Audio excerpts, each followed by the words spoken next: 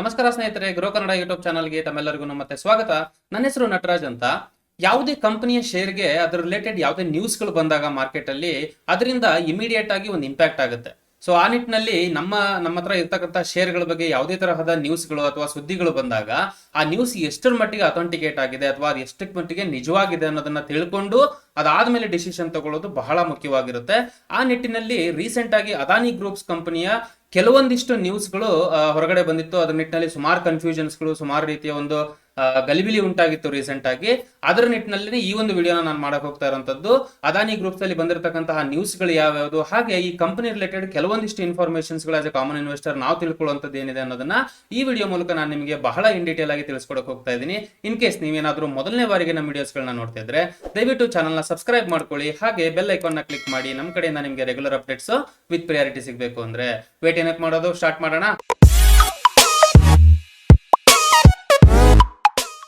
ಮೊದಲನೇದಾಗಿ Adani groups company ಅಂದ ತಕ್ಷಣ ನಮ್ಮೆಲ್ಲರಿಗೂ ಒಂದು ಐಡಿಯಾ ಇರುತ್ತೆ. ಬಿಕಾಸ್ ಇವರು ಸುಮಾರು ರೀತಿಯಲ್ಲಿ ಕೆಲಸಗಳು ಮಾಡ್ತಾ ಇದ್ದಾರೆ. ಒಂದು ಬಹಳ ದೊಡ್ಡ ಮಟ್ಟಿಗೆ ಬೆಳೆದಿರತಕ್ಕಂತ ಒಂದು ಕಂಪನಿ ಇದು. ಲಾಸ್ಟ್ 2 ವರ್ಷದಲ್ಲಿ ಬಹಳ ಸುದ್ದಿಲಿರುತ್ತೆ. ಏನಕ್ಕಪ್ಪ ಅಂತ ಅಂದ್ರೆ ಒಂದು ಹೈಯೆಸ್ಟ್ ರಿಟರ್ನ್ ತಂದ್ಕೊಟ್ಟಿರುತ್ತೆ ಇನ್ವೆಸ್ಟರ್ಸ್ಗೆ. ಇನ್ಫ್ಯಾಕ್ಟ್ ಗೌತಮ್ ಅದಾನಿ, ಸೊ ಈ ಕಂಪನಿಯಲ್ಲಿ ಇರ್ತಕ್ಕಂಥ ಗೌತಮ್ ಅದಾನಿ ಅವರು ಏಷ್ಯಾದ ರಿಚೆಸ್ಟ್ ಪರ್ಸನ್ಸ್ ಅಲ್ಲಿ 2ನೇ ಸ್ಥಾನದಲ್ಲಿ ಇರ್ತಾರೆ ಮೇ 2021 ಡೇಟಾ ನೋಡೋದಾದ್ರೆ. ಮಾರ್ಕೆಟ್ ಕ್ಯಾಪಿಟಲೈಸೇಷನ್ ವೈಸ್ ನೋಡೋದಾದ್ರೆ $20 ಬಿಲಿಯನ್ ಇರ್ತಕ್ಕಂತಹ ಒಂದು ಮಾರ್ಕೆಟ್ ಕ್ಯಾಪಿಟಲೈಸೇಷನ್ $115 ಬಿಲಿಯನ್ ಅಂದ್ರೆ 6 ಟೈಮ್ಸ್ ನಷ್ಟು ಗ್ರೋತ್ ಕಂಡಿರೋದನ್ನ ನಾವಿಲ್ಲಿ ಗಮನಿಸಬಹುದು ಕಳೆದ 1 ವರ್ಷದಲ್ಲಿ. ಅದೇ ನಿಟ್ಟಿನಲ್ಲಿ ಇದನ್ನ ರಿಲಯನ್ಸ್ ಗ್ರೂಪ್ ಜೋಡಿ ಕಂಪೇರ್ ಮಾಡಿದ್ರೆ, one of the big industry, ಅದಕ್ಕೆ ಕಂಪೇರ್ ಮಾಡಿ ನೋಡಿದ್ರೆ $125 ಬಿಲಿಯನ್ ಇಂದ $178 ಬಿಲಿಯನ್ ಆಗಿ ಹೊಮ್ಮಿರುತ್ತೆ ರಿಲಯನ್ಸ್. ಅದಕ್ಕೆ ಕಂಪೇರ್ ಮಾಡಿದ್ರೆ ಇನ್ terms of the growth Adani groups ಒಂದು ಒಳ್ಳೆ ಗ್ರೋತ್ ಅನ್ನ ಕಂಡಿರೋದನ್ನ ನಾವಿಲ್ಲಿ ಗಮನಿಸಬಹುದು ಕಳೆದ 1-2 ವರ್ಷದಲ್ಲಿ ನೋಡೋದಾದ್ರೆ.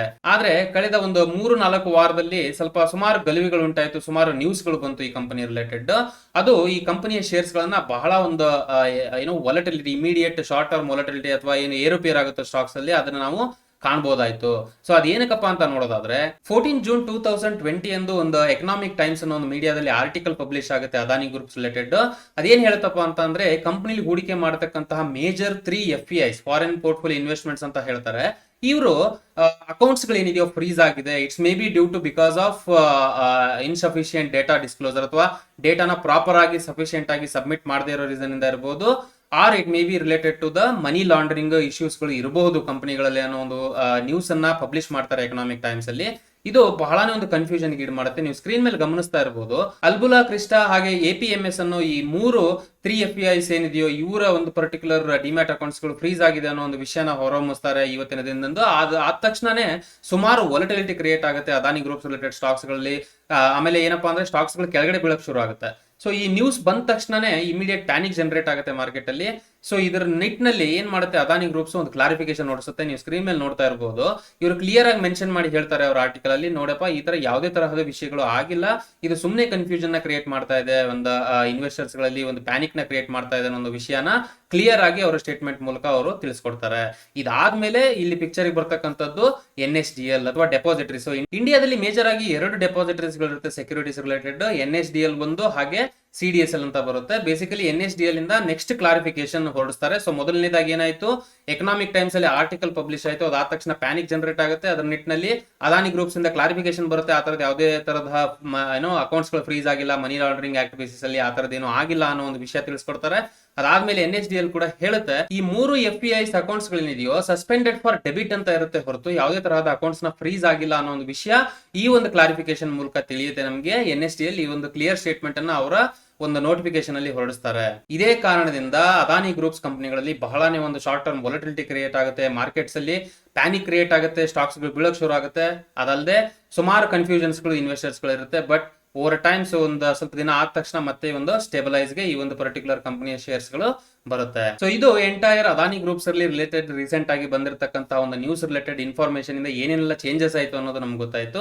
ಇವಾಗ ಅರ್ಥ ಮಾಡ್ಕೊಳ್ಳೋಣ, ಅದಾನಿ ಗ್ರೂಪ್ಸ್ ಅಂತಂದ್ರೆ ಸುಮಾರು ರೀತಿಯ ಕಂಪನಿಗಳಿದೆ. ಇದರ ರೀತಿಯ ಒಂದು ಡಿಫರೆಂಟ್ ಕಂಪನಿಗಳು ಸ್ಟಾಕ್ ಮಾರ್ಕೆಟ್ ಅಲ್ಲಿ ಲಿಸ್ಟ್ ಆಗಿದೆ. ಆ ಕಂಪನಿಗಳ ಇನ್ಫಾರ್ಮೇಶನ್ ಏನು ಆಸ್ ಅ ಕಾಮನ್ ಇನ್ವೆಸ್ಟರ್ ನಾವು ತಿಳ್ಕೊಳ್ತಕ್ಕಂಥದ್ದು ಅನ್ನೋದನ್ನ ಇವಾಗ ಅರ್ಥ ಮಾಡ್ಕೊಳ್ಳೋಣ. ಸೊ ಅದಾನಿ ಗ್ರೂಪ್ಸ್ ಕಂಪನಿಗಳಲ್ಲಿ ನೋಡೋದಾದ್ರೆ ಮೊದಲನೇ ಇಂಪಾರ್ಟೆಂಟ್ ಕಂಪನಿ ಬಂದು ಅದಾನಿ ಎಂಟರ್ಪ್ರೈಸಸ್ ಕಂಪನಿ ಅಂತ. ಇದರಲ್ಲಿ ಮೊದಲನೇದಾಗಿ ನಾವು ಅರ್ಥ ಮಾಡ್ಕೊಳ್ಳೋಣ ಅದಾನಿ ಎಂಟರ್ಪ್ರೈಸಸ್ ಬಗ್ಗೆ, AEL ಅಂತಾನು ಕರಿಬಹುದು.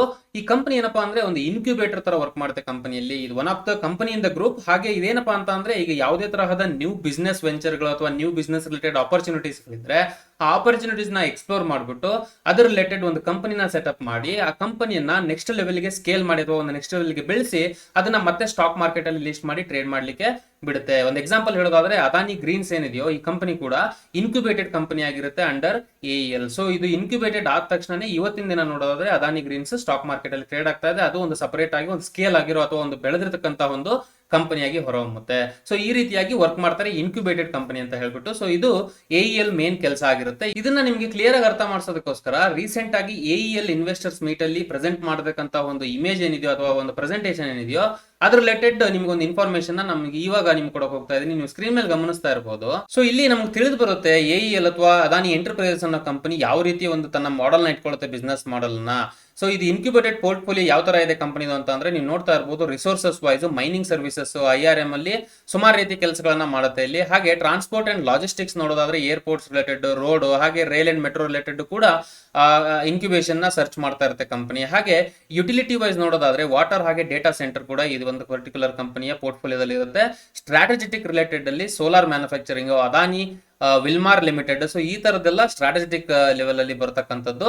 ಇದು ಓವರ್ ಆಲ್ ಒಂದು ಇನ್ಕ್ಯುಬೇಷನ್ ಪೋರ್ಟ್ಫೋಲಿಯೋ ಆಗಿರುತ್ತೆ ಈ ಕಂಪನಿದು. ಇನ್ನ ಕಂಪನಿಯ ಓವರ್ ಆಲ್ ಒಂದು ಮಾರ್ಕೆಟ್ ಕ್ಯಾಪಿಟಲೈಸೇಷನ್ ನೋಡೋದಾದ್ರೆ 1,67,000 crores ನಿಯರ್ ಬೈ ಇರುತ್ತೆ. ಹಾಗೆ ಈ ಕಂಪನಿಯ PE ಏನಿದೆಯೋ, price to earning ratio, more than 150 ಆಗಿರುತ್ತೆ. ನೀವು ಸ್ಕ್ರೀನ್ ಮೇಲೆ ಗಮನಿಸ್ತಾ ಇರಬಹುದು. ಇದು ಅದಾನಿ ಎಂಟರ್ಪ್ರೈಸ್ ಲಿಮಿಟೆಡ್ ಕೀ ಕನ್ಸಾಲಿಡೇಟೆಡ್ ಫೈನಾನ್ಷಿಯಲ್ಸ್ ಆಗಿರುತ್ತೆ. ರೀಸೆಂಟ್ ಆಗಿ ಬಂದಿರತಕ್ಕಂತಹ ಡೇಟಾ ಇದು. ನೀವು ಗಮನಿಸ್ತಾ ಇರಬಹುದು. ಓವರ್ ಆಲ್ ರೆವಿನ್ಯೂ ವೈಸ್ ನೋಡೋದಾದ್ರೆ ಫಿನಾನ್ಷಿಯಲ್ ಇಯರ್ 20 ಬಂದು 44,086 crores ಆಗಿರುತ್ತೆ. ಅದು ಬೈ ಫಿನಾನ್ಷಿಯಲ್ ಇಯರ್ 2021 ನೋಡೋದಾದ್ರೆ 40,291 ಆಗಿರೋದನ್ನ ಗಮನಿಸಬಹುದು. ಸೊ ಆಬ್ವಿಯಸ್ಲಿ ಇದರಲ್ಲಿ ನೋಡೋದಾದ್ರೆ ರೆವಿನ್ಯೂ ಅಲ್ಲಿ ಕಡಿಮೆ ಆಗಿರೋದನ್ನ ನಾವು ಗಮನಿಸಬಹುದು. ಆಲ್ಮೋಸ್ಟ್ 20% ಒಂದು ಕಡಿಮೆ ಗ್ರೋತ್ ಅನ್ನ ಕಂಡಿರುತ್ತೆ over all in terms of the revenue. ನಮ್ಗೆ ಈಸಿಯಾಗಿ ಹೇಳ್ಬೋದು. ಸೊ ಇದು ಕೋವಿಡ್ ಇಂಪ್ಯಾಕ್ಟ್ ಇಂದ ಆಗಿರ್ತಕ್ಕಂಥದ್ದು ಅಂತ. ಇನ್ನು ನೆಕ್ಸ್ಟ್ ನೋಡೋದಾದ್ರೆ EBITDA. ಸೊ ಇದ್ರ ವೈಸ್ ನೋಡೋದಾದ್ರೆ ಫಿನಾನ್ಷಿಯಲ್ 2020 ಅಲ್ಲಿ 2,968 ಆಗಿರತಕ್ಕಂಥ EBITDA ಇವತ್ತಿನ ದಿನ ನೋಡೋದಾದ್ರೆ 3,259 ಆಗಿರತಕ್ಕಂಥದ್ದನ್ನ ಗಮನಿಸಬಹುದು. ಸೊ ಇದ್ರ ಪ್ರಕಾರ 10% ಹೆಲ್ದಿ ಗ್ರೋತ್ ಅನ್ನ ಇಲ್ಲಿ ಕಂಡಿರೋದನ್ನ ನಾವು ಗಮನಿಸಬಹುದು over all in terms of the EBITDA. ಇನ್ನು ನೆಕ್ಸ್ಟ್ ಗಮನಿಸೋದಾದ್ರೆ ಪ್ರಾಫಿಟ್ ಆಫ್ಟರ್ ಟ್ಯಾಕ್ಸ್. ಸೊ ಇದರಲ್ಲಿ ನಾರ್ಮಲೈಸ್ಡ್ ಪ್ರಾಫಿಟ್ ಆಫ್ಟರ್ ಟ್ಯಾಕ್ಸ್ ಅಂತ ಬರುತ್ತೆ. ಎಕ್ಸೆಪ್ಷನಲ್ ಐಟಮ್ಸ್ ಗಳನ್ನು ಕೂಡ ಇದನ್ನ ಸಪರೇಟ್ ಆಗಿ ಮೆನ್ಷನ್ ಮಾಡಿ ತೋರಿಸಿದೀವಿ. ಇದ್ರ ಪ್ರಕಾರ ಫಿನಾನ್ಷಿಯಲ್ ಇಯರ್ 2020 ಅಲ್ಲಿ 939 ನಾರ್ಮಲೈಸ್ಡ್ ಪ್ರಾಫಿಟ್ ಆಫ್ಟರ್ ಟ್ಯಾಕ್ಸ್ ಆಗಿದ್ರೆ ಇವಾಗಿನ ಡೇಟಾ ನೋಡೋದಾದ್ರೆ ಅಂದ್ರೆ ಫಿನಾನ್ಷಿಯಲ್ 2021 ಅಲ್ಲಿ 1,182 ಕೋಟಿಗಳಾಗಿರುತ್ತೆ ನಾರ್ಮಲೈಸ್ಡ್ ಪ್ರಾಫಿಟ್ ಆಫ್ಟರ್ ಟ್ಯಾಕ್ಸ್ ಕೂಡ. ಅದರಲ್ಲಿ ಎಕ್ಸೆಪ್ಷನಲ್ ಕೆಟಗರೀಸ್ ಅಲ್ಲೂ ಕೂಡ ಕೆಲವೊಂದಿಷ್ಟು ಪಾಯಿಂಟ್ಸ್ ಗಳಲ್ಲಿ ಆಡ್ ಮಾಡಿದೀವಿ. ಇನ್ ಟರ್ಮ್ಸ್ ಆಫ್ ಓವರ್ ಆಲ್ ಒಂದು ಬ್ರಾಡ್ ವ್ಯೂ ಅಲ್ಲಿ ಹೇಳಬೇಕು ಅಂತ ಅಂದ್ರೆ ಆಲ್ಮೋಸ್ಟ್ ಒಂದು ಒಳ್ಳೆಯ ಡಿಸೆಂಟ್ ಗ್ರೋತ್ ಅನ್ನ ಇನ್ terms of normalised profit after tax ಅಲ್ಲಿ ಕಂಡಿರೋದನ್ನ ನಾವಿಲ್ಲಿ ಗಮನಿಸಬಹುದು. ಇದು ಅದಾನಿ ಎಂಟರ್ಪ್ರೈಸಸ್ ರಿಲೇಟೆಡ್ ಇನ್ಫಾರ್ಮೇಶನ್ ಆದ್ರೆ ನೆಕ್ಸ್ಟ್ ಮುಂದುವರಿಯೋಣ. ಅದಾನಿ ಗ್ರೀನ್ಸ್ ಕಂಪನಿ ಬಗ್ಗೆ ತಿಳ್ಕೊಳ್ಳೋಣ ಇವಾಗ. ಅದಾನಿ ಗ್ರೀನ್ಸ್ ಕಂಪನಿ ಹೆಸರೇ ಹೇಳೋ ಪ್ರಕಾರನೇ ರಿನ್ಯೂವಬಲ್ ಎನರ್ಜಿ ಮೇಲೆ ಬಹಳ ಕೆಲಸ ಮಾಡ್ತಕ್ಕಂಥ ಕಂಪನಿ. ಇನ್ನ ಈ ಕಂಪನಿ ಬಗ್ಗೆ ಹೇಳ್ಬೇಕಂದ್ರೆ ಇಂಪಾರ್ಟೆಂಟ್ ಆಗಿ ಕಳೆದ 5 ವರ್ಷದಲ್ಲಿ 3800% ರಿಟರ್ನ್ ಗಿನ ಜಾಸ್ತಿ ರಿಟರ್ನ್ ಅನ್ನ ಒಂದು ಇನ್ವೆಸ್ಟರ್ಸ್ ಗೆ ತಂದ್ಕೊಟ್ಟಿರುತ್ತೆ. ಇವತ್ತಿನ ದಿನಕ್ಕೆ ನೋಡೋದಾದ್ರೆ ಮೋರ್ ದನ್ 1,100 ಈ ಒಂದು ಕಂಪನಿಯ ಶೇರ್ ನಡೀತಾ ಇರತಕ್ಕಂಥದ್ದನ್ನ ನಾವು ಗಮನಿಸಬಹುದು. ಸೊ ನಾನು ಆಲ್ರೆಡಿ ಹೇಳಿರೋ ಪ್ರಕಾರ ರಿನ್ಯೂವಬಲ್ ಎನರ್ಜಿ ಅಂತ ಅಂದ್ರೆ ಯಾವ್ಯಾವುದು, ಈಗ ಬೇಸಿಕಲಿ ಮೇಜರ್ ಆಗಿ ಸೋಲಾರ್ ಇರಬಹುದು, ಹಾಗೆ ವಿಂಡ್ ಪವರ್ ಇಂದ ಎನರ್ಜಿ ಜನರೇಟ್ ಮಾಡ್ತಕ್ಕಂಥ ಒಂದು ಕೆಲಸಗಳನ್ನ ಮಾಡ್ತಾ ಇರುತ್ತೆ ಕಂಪನಿ. ಇದ್ರ ಪ್ರಕಾರ ಇನ್ ಡೀಟೇಲ್ ಆಗಿ ನಾವು ನೋಡೋದಾದ್ರೆ ನೀವು ಸ್ಕ್ರೀನ್ ಮೇಲೆ ಗಮನಿಸ್ತಾ ಇರಬಹುದು. ಇದರಲ್ಲಿ ಮೊದಲನೇದಾಗಿ ಬರ್ತಕ್ಕಂಥದ್ದು ಸೋಲಾರ್ ಪವರ್ ಜನರೇಷನ್. ಆಬ್ವಿಯಸ್ಲಿ ಹೆಸರೇ ಹೇಳೋ ಪ್ರಕಾರನೇ ಸೂರ್ಯನ ಶಕ್ತಿಯಿಂದ ಒಂದು ಅವೈಲಬಲ್ ಇರತಕ್ಕಂಥ ರಿಸೋರ್ಸ್ ಅನ್ನ ಯೂಸ್ ಮಾಡಿಕೊಂಡು ಎನರ್ಜಿನ ಜನರೇಟ್ ಮಾಡ್ತಕ್ಕಂಥ ಒಂದು ಪ್ರಾಜೆಕ್ಟ್ಸ್ ಗಳಾಗಿರುತ್ತೆ. ಇದು ಮೊದಲನೇ ರೀತಿ ಆದ್ರೆ ಎರಡನೇದು ಬಂದು ವಿಂಡ್ ಪವರ್ ಪ್ರಾಜೆಕ್ಟ್ಸ್. ಸೊ ಹೆಸರೇ ಹೇಳೋ ಪ್ರಕಾರ ವಿಂಡ್ ಪವರ್ ಪ್ರಾಜೆಕ್ಟ್ಸ್ ಅಂದ್ರೆ ಈಗ ನಾವು ನೋಡ್ತಾ ಇರ್ತೀವಿ ಸುಮಾರು ಕಡೆ ಹೋದಲ್ಲೆಲ್ಲ ಈ ದೊಡ್ಡ ದೊಡ್ಡ ಚಕ್ರಗಳನ್ನ ತಿರುಗಿಸ್ಬಿಟ್ಟು ಆ ವಿಂಡ್ ಇಂದ ಬರ್ತಕ್ಕಂತಹ ಒಂದು ಎನರ್ಜಿಯನ್ನ ಎಲೆಕ್ಟ್ರಿಕಲ್ ಎನರ್ಜಿ ಆಗಿ ಕನ್ವರ್ಟ್ ಮಾಡ್ತಾರೆ.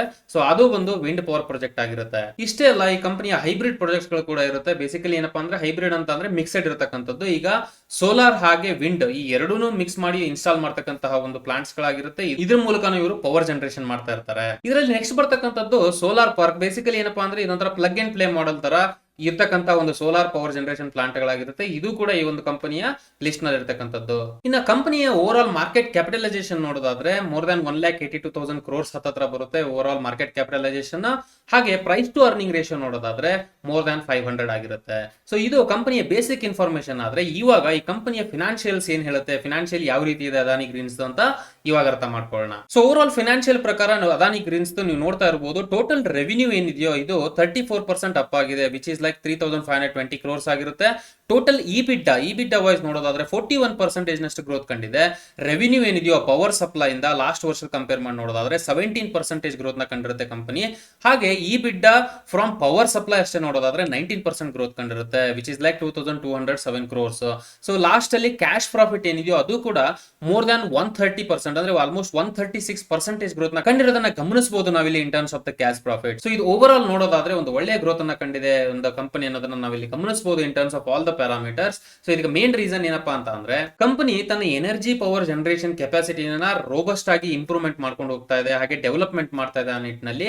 ಅಷ್ಟೇ ಅಲ್ಲ, ಇವರ ಪ್ಲಾಂಟ್ ಅವೈಲಬಿಲಿಟಿ ಏನಿದೆಯೋ ಅದು ಕೂಡ ಒಂದು ಒಳ್ಳೆಯ ನಿಟ್ಟಿನಲ್ಲಿ ಇರೋದ್ರಿಂದ ಓವರ್ ಆಲ್ ಗ್ರೋತ್ ಏನಿದೆಯೋ ಕಂಪನಿದು ತುಂಬಾ ಚೆನ್ನಾಗಿ ಕಂಡು ಬಂದಿರೋದನ್ನ ಇಲ್ಲಿ ಗಮನಿಸಬಹುದು in terms of the Adani greens. So ಇದು ಅದಾನಿ ಗ್ರೀನ್ಸ್ ಬಗ್ಗೆ ಇನ್ಫಾರ್ಮೇಶನ್ ಆದ್ರೆ, ನೆಕ್ಸ್ಟ್ ಕಂಪನಿ ಬಂದು ಇದೇ ಗ್ರೂಪ್ ಅಲ್ಲಿ ಬರ್ತಕ್ಕಂಥದ್ದು ಅದಾನಿ ಪೋರ್ಟ್ಸ್ ಅಂಡ್ ಎಸ್ಇಝೆಡ್ ಅಂತ ಕಂಪನಿ. ಸೊ ಇದು ಹೆಸರೇ ಹೇಳೋ ಪ್ರಕಾರ ಏನಪ್ಪಾ ಅಂದ್ರೆ one of the porting company ಇದು ಇಂಡಿಯಾದಲ್ಲಿ. In terms of the over all volume wise ನೋಡೋದಾದ್ರೆ ಕಾರ್ಗೋ ಮೂವ್ಮೆಂಟ್ ಅಲ್ಲಿ 1/4 ಪೊಸಿಷನ್ ಹೊಂದಿರುತ್ತೆ ಈ ಕಂಪನಿ. ಅದರ ನಿಟ್ಟಿನಲ್ಲಿ ನಮ್ಗೆ ಅರ್ಥ ಆಗುತ್ತೆ ಇನ್ ಟರ್ಮ್ಸ್ ಆಫ್ ದ ಪೋರ್ಟಿಂಗ್ ಕೂಡ ಈ ಒಂದು ಕಂಪನಿ ಬಹಳ ದೊಡ್ಡ ಮಟ್ಟಿನಲ್ಲಿ ಬೆಳೆದಿರ್ತಕ್ಕಂಥ ಒಂದು ಕಂಪನಿ ಆಗಿರುತ್ತೆ ಅಂತ. ಇಷ್ಟೆಲ್ಲ ಓವರ್ ಆಲ್ ಡೊಮೆಸ್ಟಿಕ್ ಪೋರ್ಟ್ಸ್ ಗಳು ನೋಡೋದಾದ್ರೆ ಆಲ್ಮೋಸ್ಟ್ 12 ಪ್ಲೇಸ್ ಅಲ್ಲಿ ಈ ಒಂದು ಕಂಪನಿಯ ಪ್ರೆಸೆನ್ಸ್ ಇರೋದನ್ನ ನಾವಿಲ್ಲಿ ಗಮನಿಸಬಹುದು. ಓವರ್ ಆಲ್ ಕಾರ್ಗೋ ವಾಲ್ಯೂಮ್ ನೋಡೋದಾದ್ರೆ ಕಳೆದ 10 ವರ್ಷದಲ್ಲಿ ಡಬಲ್ ಡಿಜಿಟ್ ಪ್ರಾಫಿಟ್ ಅನ್ನ ತಂದ್ಕೊಟ್ಟಿರುತ್ತೆ in terms of the over all CAGR ನೋಡೋದಾದ್ರೆ.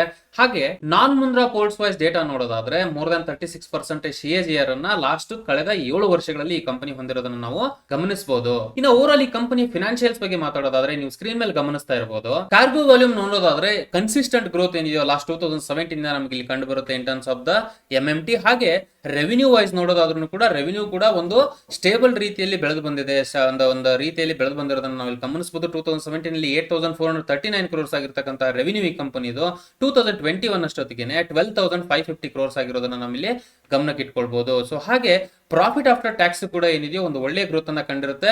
So in terms of the 2017 ಅಲ್ಲಿ 3920 ಕೋಟಿ ಇರತಕ್ಕಂತಹ ಪ್ರಾಫಿಟ್ ಆಫ್ಟರ್ ಟ್ಯಾಕ್ಸ್ ಅಥವಾ ನೆಟ್ ಪ್ರಾಫಿಟ್ ಏನಿದೆಯೋ ಇವತ್ತಿನ ದಿನ ರೀಸೆಂಟ್ ಡೇಟಾ ನೋಡೋದಾದ್ರೆ 5049 ಕೋಟಿ ಆಗಿರೋದನ್ನ ನಾವಿಲ್ಲಿ ಗಮನಿಸಬಹುದು.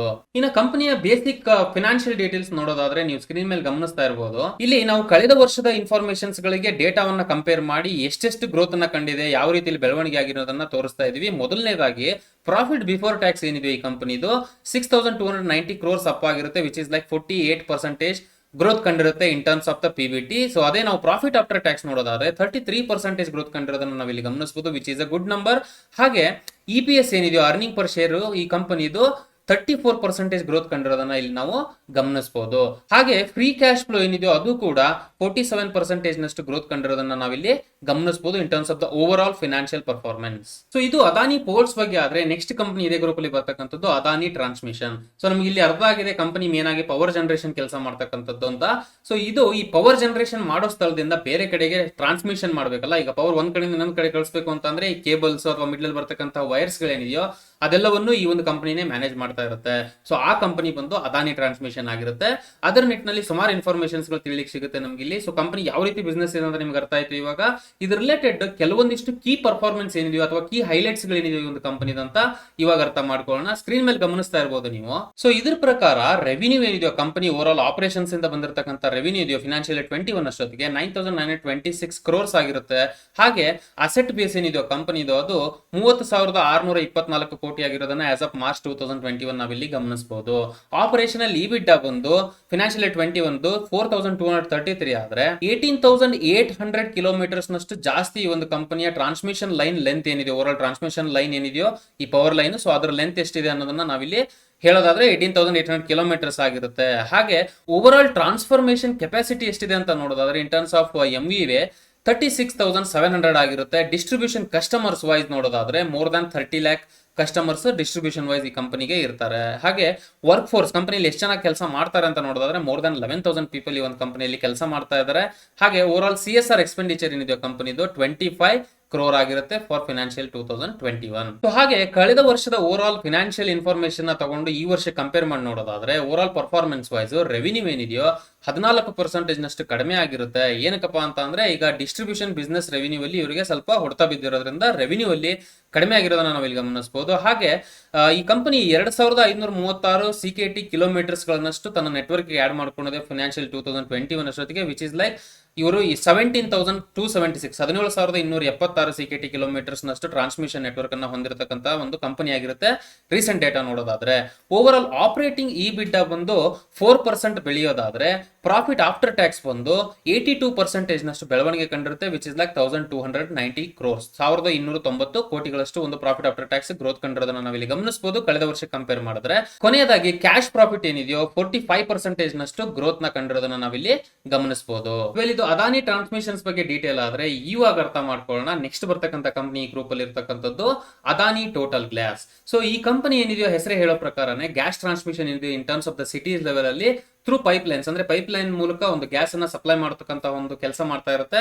ಇದು ರೀಸೆಂಟ್ ದಿನಗಳಲ್ಲಿ ಬಹಳನೇ ಒಂದು ಬೆಳವಣಿಗೆ ಕಂಡು ಬಂದಿದೆ ಇನ್ terms of the city usage, ಅಂದ್ರೆ ಪಟ್ಟಣಗಳಲ್ಲಿ ಈ ಒಂದು ಸರ್ವಿಸ್ ಅನ್ನ ಯೂಸ್ ಮಾಡ್ತಕ್ಕಂತಹ ಒಂದು ಜನಗಳು ಜಾಸ್ತಿ ಆಗ್ತಾ ಇರೋದನ್ನ ಗಮನಿಸಬಹುದು. ರೀಸೆಂಟ್ ಆಗಿ ಫ್ರೆಂಚ್ ಆಯಿಲ್ ಹಾಗೆ ಈ ಟೋಟಲ್ ಎಸ್ ಅನ್ನೋ ಒಂದು ಕಂಪನಿ ಏನಿದೆಯೋ ಇವರು ಈ ಕಂಪನಿಯಲ್ಲಿ 37.4% ಸ್ಟೇಕ್ ಅನ್ನ ಆಲ್ಮೋಸ್ಟ್ 5152 ಕ್ರೋರ್ಸ್ ಕೊಡೋದ್ರ ಮೂಲಕ ಖರೀದಿಸ್ತಾರೆ. ಸೊ ಇದರ ನಿಟ್ಟಿನಲ್ಲಿ ಈ ಕಂಪನಿ ಹೆಸರು ಅದಾನಿ ಟೋಟಲ್ ಗ್ಯಾಸ್ ಆಗಿ ಕನ್ವರ್ಟ್ ಆಗುತ್ತೆ. ಇದು ಕಂಪನಿಯ ಬೇಸಿಕ್ ಡೀಟೇಲ್ಸ್ ಆದ್ರೆ ಇವಾಗ ಅರ್ಥ ಮಾಡ್ಕೊಳ್ಳೋಣ over all in terms of financial performance ಕಳೆದ ವರ್ಷ ಕಂಪೇರ್ ಮಾಡಿದ್ರೆ ಏನೇನೆಲ್ಲ ಡೀಟೇಲ್ಸ್ ಗಳು ನಮ್ಗೆ ದೊರಕಿದೆ ಅನ್ನೋದನ್ನ ನಾವು ಸ್ಕ್ರೀನ್ ಮೇಲೆ ನಿಮಗೆ ತೋರಿಸ್ತಾ ಇದೀವಿ. ನೀವು ಸ್ಕ್ರೀನ್ ಮೇಲೆ ಗಮನಿಸ್ತಾ ಇರಬಹುದು. ಇದ್ರ ಪ್ರಕಾರ 102 CNG ಸ್ಟೇಷನ್ಸ್ ಗಳು ಹೊಸದಾಗಿ ಆಡ್ ಆಗಿದೆ ಈ ಕಂಪನಿಯಲ್ಲಿ. It is one of the highest in the year, ಅಂದ್ರೆ ಈ ವರ್ಷದಲ್ಲಿ ನೋಡೋದಾದ್ರೆ one of the highest number ಆಗಿರುತ್ತೆ ಇದು. ನೆಕ್ಸ್ಟ್ 170 ಕಿಲೋಮೀಟರ್ ನಷ್ಟು ಸ್ಟೀಲ್ ಪೈಪ್ ಲೈನ್ ನ ಈ ಕಂಪನಿ 2021ರಲ್ಲಿ ಎಳೆದಕ್ಕಂಥದ್ದು. ಸೊ ಏನಕ್ಕಪ್ಪ ಅಂತಂದ್ರೆ ಅವ್ರ ನೆಟ್ವರ್ಕ್ ಅನ್ನ ಇನ್ನೂ ಜಾಸ್ತಿ ಲೆವೆಲ್ಗೆ ಅವರು ಡಿಸ್ಟ್ರಿಬ್ಯೂಟ್ ಮಾಡಬೇಕು ಅನ್ನೋ ಒಂದು ಉದ್ದೇಶ ಇಟ್ಕೊಂಡು ಮಾಡಿರ್ತಾರೆ. ಸೊ ಇದು ಕೂಡ ಒಂದು ಒಳ್ಳೆಯ ಪರ್ಫಾರ್ಮೆನ್ಸ್ ಪಾಯಿಂಟ್ ಆಗಿರುತ್ತೆ ಈ ಕಂಪನಿಗೆ. ಸೊ ಇನ್ನು ಓವರ್ ಆಲ್ ವಾಲ್ಯೂಮ್ ವೈಸ್ ನೋಡೋದಾದ್ರೆ CNG ಹಾಗೆ PNG ಎರಡೂ ಲಿಟ್ನಲ್ಲೂ ಆಲ್ಮೋಸ್ಟ್ 515 mm ಅಷ್ಟು ಓವರ್ ಆಲ್ ಕಂಬೈನ್ಡ್ ವಾಲ್ಯೂಮ್ ಅನ್ನ ಈ ಕಂಪನಿ ಹೊಂದಿರುತ್ತೆ. ನೆಕ್ಸ್ಟ್ ಬರೋಣ ರೆವಿನ್ಯೂ ಡೀಟೇಲ್ಸ್ ನೋಡ್ತಾ ಇದೀವಿ. ಇಲ್ಲಿ ನಾವು ರೆವಿನ್ಯೂ ಡೀಟೇಲ್ಸ್ ನ ನೋಡೋದಾದ್ರೆ 2020ರಲ್ಲಿ 1991 ಕೋಟಿ ಇರತಕ್ಕಂತಹ ರೆವಿನ್ಯೂ 2021ರಲ್ಲಿ 1784 ಕೋಟಿಗಳಾಗಿರೋದನ್ನ ಗಮನಿಸಬಹುದು. ಸ್ಲೈಟ್ ಡಿಕ್ರೀಸ್ ಆಗಿದೆ ರೆವಿನ್ಯೂ ಅಲ್ಲಿ. ಹಾಗೆ ಓವರ್ ಆಲ್ ಇಬಿಟಾ ನೋಡೋದಾದ್ರೆ 17% ನಷ್ಟು ಗ್ರೋತ್ ಕಂಡಿರುತ್ತೆ. ಅದನ್ನ ನಂಬರ್ಸ್ ಹೇಳಿದ್ರೆ 749 ಕ್ರೋರ್ಸ್ ಏನಿತ್ತು ಇಯರ್ ಆನ್ ಇಯರ್ ಗ್ರೋತ್ ಕಂಡಿರೋದನ್ನ ನಾವಿಲ್ಲಿ ಗಮನಿಸಬಹುದು in terms of the EBITDA. So next ನೋಡೋದಾದ್ರೆ ಡೆಪ್ ಟು ಇಕ್ವಿಟಿ ನಂಬರ್ ಬಹಳನೇ ಇಂಪಾರ್ಟೆಂಟ್. ಯಾವುದೇ ಕಂಪನಿಗೆ ಎಷ್ಟು ಸಾಲ ಇದೆ ಕಂಪನಿಯಲ್ಲಿ ಅನ್ನೋದನ್ನ ಇಂಡಿಕೇಟ್ ಮಾಡುತ್ತೆ.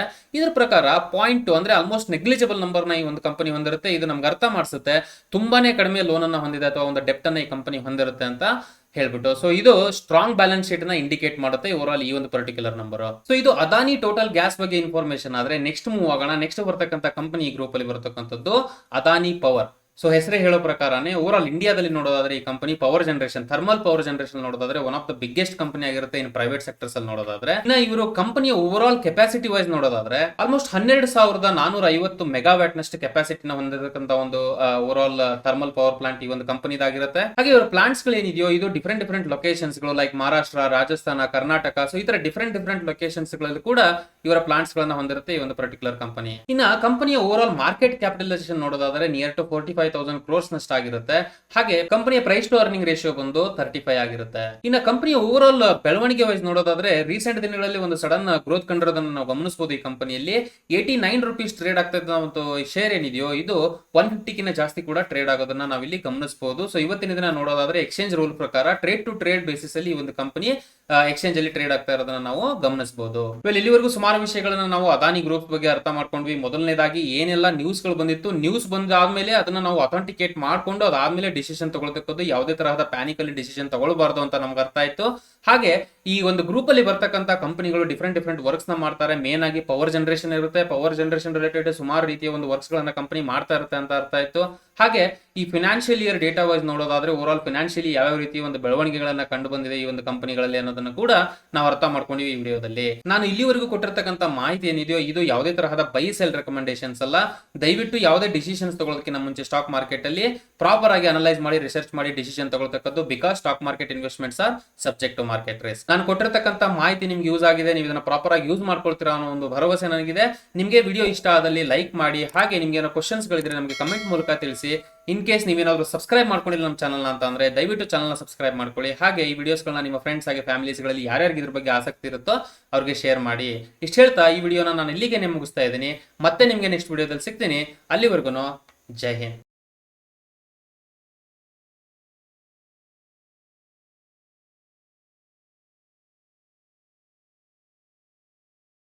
Investment in securities market are subject to market risks. Read all the related documents carefully before investing. Please read the risk disclosure documents carefully before investing in equity shares, derivatives, mutual fund, and or other instruments traded on the stock exchanges.